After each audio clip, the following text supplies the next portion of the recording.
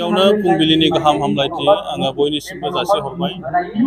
दा दिनै क'क्राझार जिल्ला दुलाराय बर' फरायसा आफादनि 52थि थान्दै जख'न्थाइ थान्दै जख'न्थाइखौ जोङो क'क्राझार जिल्लानिनो सिङाव थानाय कुसुगाव आन्सलिक एबसुनि नैबे जलेश्वरी हाई स्कुलनि गेवलां गेलेग्रा फोथाराव 12, 13 आरो 14 सानथामनि मेहेरगोनां हाबाफारिनि गेजेरजों जोङो दिनै बानजाय आफादनि हेफाजाबजों बे हाबाफारिखौ दिनै खुंफुंदों आरो दिनै नैथि साननि दिनै सेथि हाबाफारि गोथार फिरफिला बिरहोनाय आरो मुंख्लं खाम्फायाव बिबार बावनाय बड'फा उपेन्द्रनाथ ब्रह्मनि गोसोखायाव बिबार बावनाय बे हाबाफारिया दिनै जोङो माने फुंबिलिनि हाबाफारि हिसाबै जोङो बेखौ खालामखांबाय। दा बे हिसाबै नोंथांमोननि चेनेलनि गेजेरजों आङो बेखौनो फोरमायनो सानदों जे दुलाराय बर' फरायसा आफादनि जिखिनि गोथार फिरफिला बे फिरफिलानि सिङाव थानानैनो जों अराय समायखिरा लायो। खारन दिनै जोंखौ रायजो राजाफ्रा 2 बोसोरनि थाखाय जे सम मावसोम हिसाबै जोंनो मावनो दिनै माने बिबान होदों आरो बै बिबानखौ जोङो गोसो गोथारै मावफुंलांनांगौनि थाखाय जोंनि दुलाराय बर' फरायसा आफादनि जे थिखानाय जे हाबाफारिफोर जे गुन गोनां सोलोंथाइनि जे हाबाफारि आदब आरो गुन गोनां सोलोंथाइ बियो मोनसे सोमोन्दो दङ।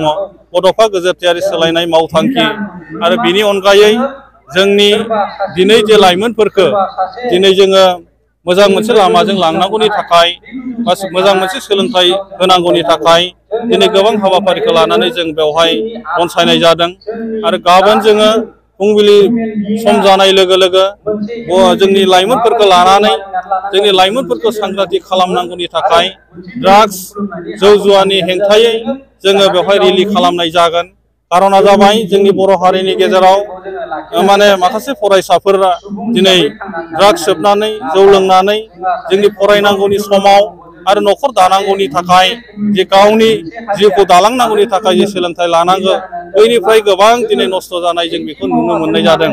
दा बेनिखायनो दिनै जोङो बे हाबाफारिखौ लानायनि गेजेरजों जोंनि बर' हारिनि गेजेराव जाहाथे जोंनि फरायसाफ्रा मोजां मोनसे थासारियाव जोङो लाबोनो हायो नैबे थासारिफोरखौ लानानै जोङो हाबाफारि खुंफुंदों आरो बे हाबाफारिनि गेजेरजों दिनै जोंनि गेलेनाय बिथिं आरो दिनै लिटारेरि कम्पिटिसन बै हाबाफारिखौबो जोङो दिनै बेवहाय खुंफुंदों आरो दिनै गेलेनाय बिथिं जोंनि लाइमोनफ्रा गोबां जौगागासिनो दङ आरो बेखौ साबसिनै खालामनांगौनि थाखाय दिनै दुलाराय बर' फरायसा आफादनि थांखि बायदियै बड'फा गोजोरथियारि सोलायनाय मावथांखिनि सिङाव दिनै जोलुर माने बादायलायनाय जों बेखौ थांनाय समफ्राव 13 बोसोर बैसोनि सिंनि जोङो खुंबोदों आरो दिनैनि थान्दै जख'न्थायाव जोङो बेखौनो दिनै भलिबल आरो काबादि बे हाबाफारिखौबो जोङो लानाय जादों।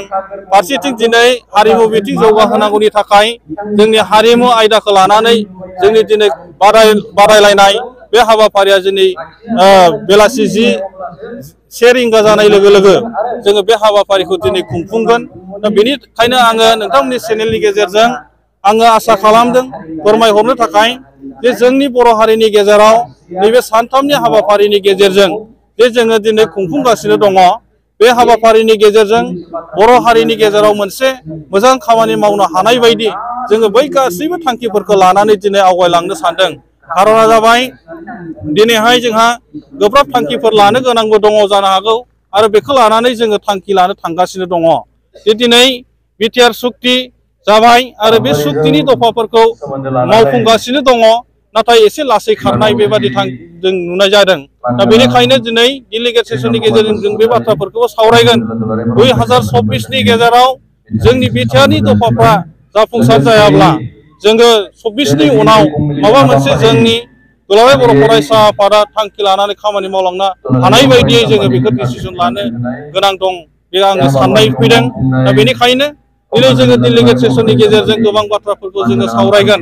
दा बेनिखायनो नोंथांमोननि गोबां मदद नांगोन आरो दिनै नोंथांमोननि मददजों जोंहा बे बाथ्राखौनो बुंनो लुबैदों दिनै बर' हारिनि गेजेराव सानैसो खाबु फलान मानसिफ्रा दिनै दुलाराय बर' फरायसा आफादनि आफादगिरि मानगोनां दिपेन बर' बिथांखौ दिनै गोबां गाज्रि गाज्रि रावजों सोंखारिबाय थानाय नुदों।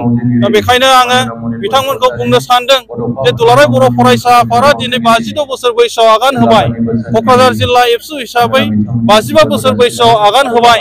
दा बे गोलाव समाव दिनै बर' हारिनि थांनाय थैनायखौ लानानै दुलाराय बर' फरायसा आफादा गोब्राब नाजानायनि गेजेरजों दिनै BC, BTC आरो BTR बे मोनथाम माने थांखिफोरखौ लानानै दिनै गोबां जोंनि सानसुमैफोर, गोबां जोंनि गुबुन गुबुन आफादफोरनि नाजानायनि गेजेरजों दिनै जों बे खोलोबाव दिनै सफैनो हादों।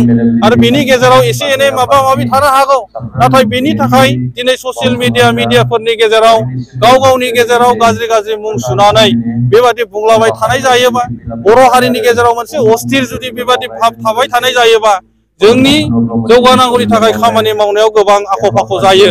दा बेनिखायनो दुलाराय बर' फरायसा आफादखौ माबा मोनसे बुंनांगौ दङबा दिनै जोंनि गेजेराव बे बाथ्राफोरखौ एसे सावरायलायनायनि गेजेरजों दुलाराय बर' फरायसा आफादखौ माबा मोनसे बुंनांगौ दङबा सावरायलायनायनि गेजेरजों बे बाथ्राफोरखौ बुंनो हायो। दुलाराय बर' फरायसा आफादनि गोबां हाबाफारि जायो, बे हाबाफारियावबो बिथांमोना बाहागो लानानै बाथ्रा बुंनो थाखाय खाबु मोनो। दुलाराय बर' फरायसा आफादा जेब्लायबो खुला। दा बेनि थाखाय बहाबा थानानै बबेबा जायगायाव थानानै मिडिया ससियेल मिडियानि गेजेरजों दुलाराय बर' फरायसा आफादनि खामानि मावनायखौ सोंखारिबाय थायोबा बेयो बारा मोजां जानाय नङा।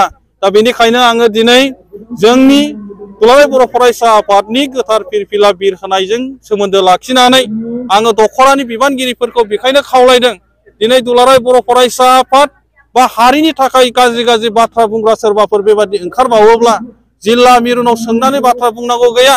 अपेन जोङो बेखौ बुंदों, जुदि जों बिथांमोनखौ काउन्टार खालामनांगौ जायोबा अपेन खालामनांगौ। आरो दिनैहाय जोंनि जिल्ला आरो मिरुआव सोंनानै बे खामानिखौ मावनांगौ गैया होननानै आङो बिथांमोनखौ दुलाराय बर' फरायसा आफादनि गोथार फिरफिलानि सिङाव थानानै बाथ्राफोरखौ बुंदों।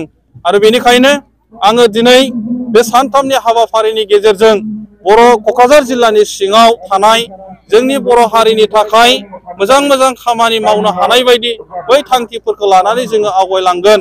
मानोना जोंहा गोबां खामानि मावनो गोनां दङ। समाजाव गोबां जोंहा दिनैबो बेले बेजे जोबनो थाङाखै। बै बेले बेजेखौ बोस्रांनांगौ जायोबा जों गोबां दिनै क'क्राझार जिल्ला एबसुआव खामानि मावनो गोनां दङ।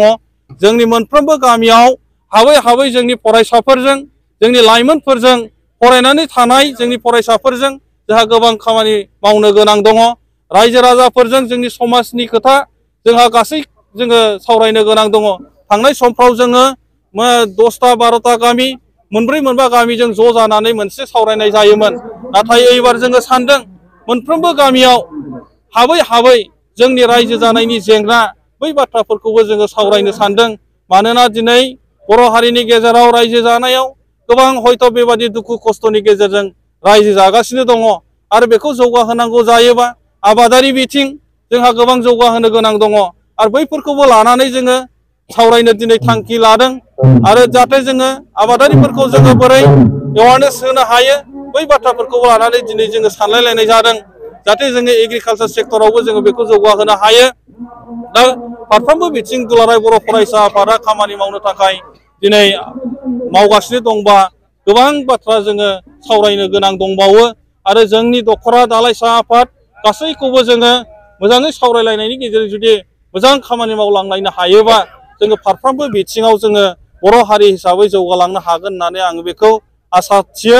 आरो दिनै जोंनि बिबानगिरिफोरखौबो आङो दिनै जे जोङो डेलिगेट सेसननि गेजेरजों थांखिफोर लागोन, नैथि जोंनि डेलिगेट सेसन जागोन, बै थांखिखौ लानायखौ जोङो मोगथाङाव महर होनाय बायदियै जोङो फैबाय थानाय समाव जाहाथे खामानि मावलांलायनो हायो। आङो बेखौनो नोंथांमोननि चेनेलनि गेजेरजों दिनै फोरमायबाय। गोजोन्थों।